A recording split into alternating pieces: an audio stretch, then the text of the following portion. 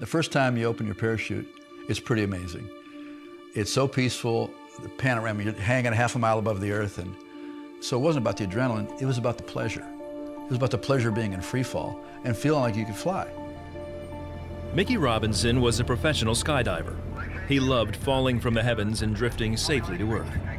But one day, just after takeoff for a practice jump, the plane's engine stalled, hurling Mickey and his companions toward the ground at over 100 miles an hour. The motor just quit, and we had an aerodynamic stall, so there was no hope. You had seconds, and then we impacted.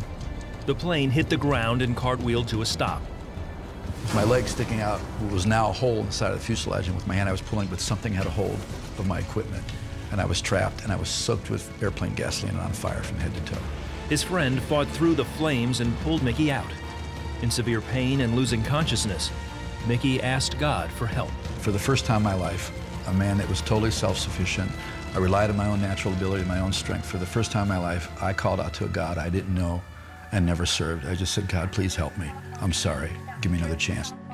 At the hospital, it was quickly evident to the doctors that his chances of survival were not good. They didn't think I'd make it through the night. They thought I'd die of shock. I had head trauma, massive lacerations, tremendous burns over my body. I had some internal injuries they didn't really know about. My organs were actually shutting down. I had sepsis, that's interior infection all over the inside of your lining, your body, and my body was fighting a battle that in the natural, there was no way it could win. I could feel just life leaking out of me. At that point, I had an experience, I had no grid for this at all. My inner being, my spirit man, went perpendicular to my body, and I was like immediately ejected and transported, and I all of a sudden was thrust into a spiritual dimension. I looked at myself and there was nothing wrong with me. This was a real place. And I was also traveling. I had no control of what was going on. I was like on an upward glide path, and I saw a white portal in the distance, and I felt a peace emanating from it. So I was heading towards there, and then I felt a pressure like on my right side, just as I was about there, and I looked into something I can only describe as an abyss that was blacker than black. This was eternal.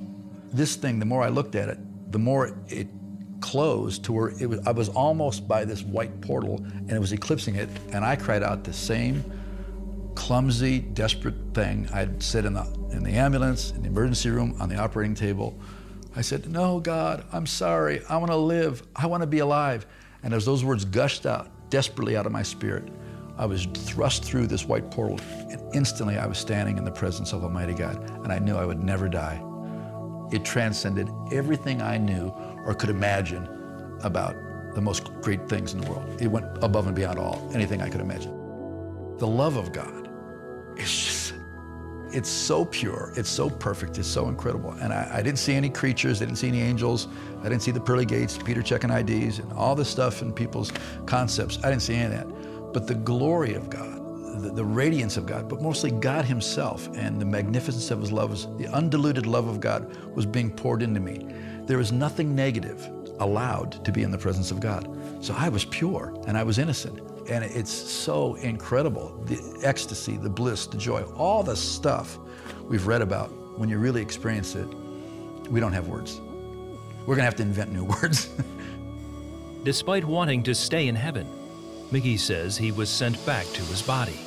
My spirit came back from the presence of God, came to the hospital, sank into my body, much like when a person would slip a glove on their hand. And I was so full of life and love. And around the bed was about a half a dozen doctors and nurses, and I had this ability to know what they were experiencing. They just saw me die and come back to life. And they were scared of what they saw. And there I am.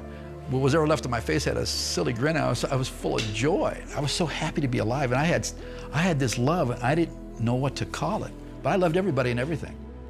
Mickey says from that day on, he began to see God working miracles in his life. Doctors said he would not be able to walk again due to the nerve damage in his legs. But the nerves regenerated, and after 5 years of blindness in his right eye, his sight was restored. Part of God's love is his ability to restore, and everything that was lost, he's been restoring. And you really appreciate your life when it's restored. And I think any amount of restoration, we need to really thank God for it. And to think that the huge amount of restoration I have, I need to be grateful every day. He wrote a book detailing his experiences called Falling into Heaven. Mickey says of all the miracles he has been a part of in his life, it is God's love that has meant the most to him. I'm blown away that God loves me. I'm blown away that God took a mess and made a masterpiece out of it. Not my masterpiece, his. Mickey has traveled the world proclaiming the love of God and the healing power of Jesus that he has experienced during his second chance at life on earth. There's only one path to God. Jesus says, I am the way, the truth, and the life, and no one comes to the Father but through me. The blind see, the lame walk, the dead are raised. I didn't have leprosy, but I did have pretty bad skin problems.